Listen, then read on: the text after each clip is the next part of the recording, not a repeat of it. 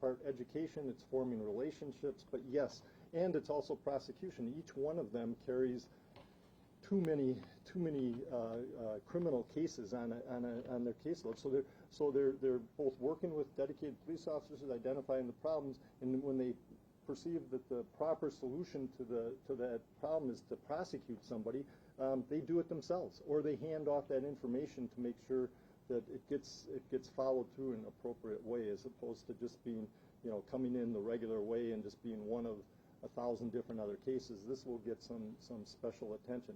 And then the flip of that is that they can identify people who are not posing a significant risk to people, but are just habitual nuisances and are oftentimes suffering from mental illness, drug addiction, and they can tell the people in our system, no, this is okay to put this person into a diversion program, a drug treatment program, to get them mental health resources, which is equally important as well. You can actually get firsthand information from the officers and from the neighbors themselves about who the person is and what kind of risk they pose. So it's a broad mission. That's why you need experienced people, self-starters, people with a lot of maturity and the ability to work well with other essential partners. Do you have an example on the top of your head of a success story of a community prosecutor, like one thing they were able to narrow in on and find a solution for? Oh, like I said, this has been in effect since 2000, and there are countless numbers of success stories that we can talk to in each area. For example, they have been in different missions and different sites, worked very effectively on focusing. For example, in District Number 4, the focus was often on domestic violence, and they were able to connect victims and assets from the District 4 area with the Sojourner Family Peace, and the prosecutor up there focused on that issue. In Districts Number 7 and 5 and 3, they tend to focus more on the stolen automobiles and the reckless driving and the use of firearms in identifying individuals and if you want to identify them as gangs or crews that are then processed and oftentimes aggressively investigated and prosecuted. Again, on the south side, working on the near south side, great deal of success in addressing some of the prostitution related in partnership with the Benedict Center. So those are just some of the examples, it's been an award-winning program. It's been nationally recognized any number of times. So it's a very successful program. But I will also tell you that it's been hard work the last 2.5 years during the pandemic, where so much of the support that we relied on it was just completely disrupted.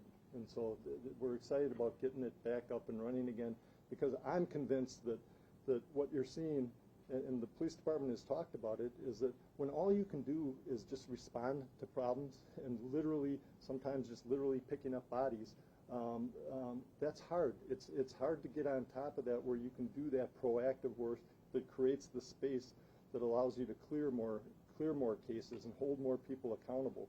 And so that's what we want to get back to, is where we can say with confidence that it's always a small number of individuals that if we put the right attention on them, we can hold them accountable, and it just frees up space for the rest of the community to go about living a peaceful, healthy life while we're focused on the bad actors in the community.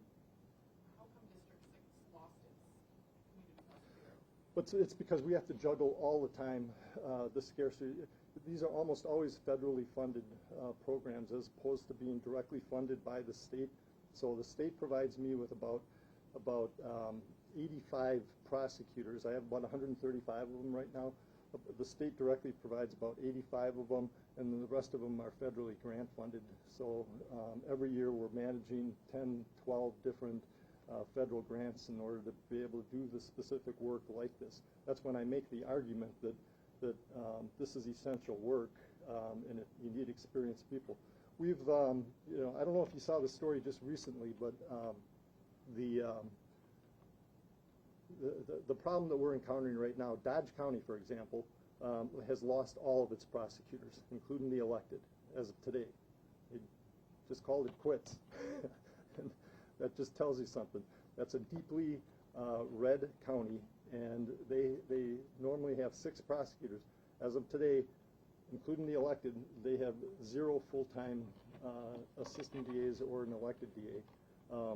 That is because the state has neglected both public defender and prosecutor pay so egregiously and habitually for so long that it's, I think you have close to 48 or 50 vacancies for assistant DA positions. And so one of the challenges that we have when I want Franco or I want an Ann to be out in the community helping solve problems, it's you know, do I rob Peter to pay Paul? Am I taking an experienced line prosecutor out of the homicide unit, out of the sensitive crimes unit, out of the general crimes unit, so that they can go out and do the proactive work?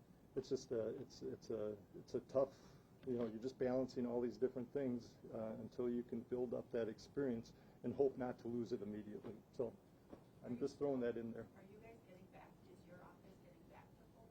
Are you still short-staffed? Now, keep in mind that the governor provided us an additional 14 ARPA-funded positions for a 2-year period. We've been able to utilize those. I think we're still probably maybe about 7 or 8 short. Kent just told me that we're still about 7 or 8 short of that. But having said that, that still provided huge relief to us to be able to you know, try to get back on top of, you know, get that backlog addressed, so that the victims aren't waiting for 2 years to have their case heard sometimes. And yeah, go ahead. I would just ask, like, on average, how many cases? Because, like, is that, I mean, each person has so many cases, right? Like, can you give a general number of, like, what your people are dealing with? No, they handle literally hundreds. Their caseload is even the homicide unit is up to, you know, normally you didn't want a homicide prosecutor with more than 15 or 20 homicide cases.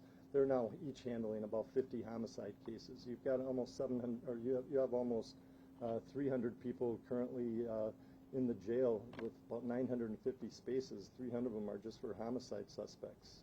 So same's true with the domestic violence unit, the sensitive crimes unit, the general crimes unit, the gun unit, which does non-fatal shootings. Yeah, they're starting to get back on top of it again, but it's just nonstop jury trials. If you come to the courthouse every single week, you're seeing jury trial after jury trial going in the court system. It's running full throttle right now. In today's announcement, every police district now has a community prosecutor.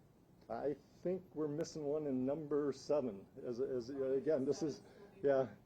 So again, let's go back to the issue of robbing Peter to pay Paul. I had a super experienced prosecutor who just took a job with another law enforcement agency, a federal agency that pays a lot more, and as a consequence, I lost a super experienced person.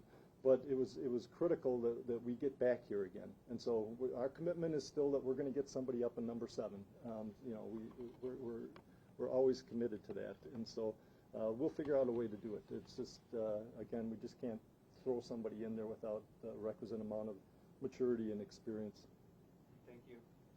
Yep.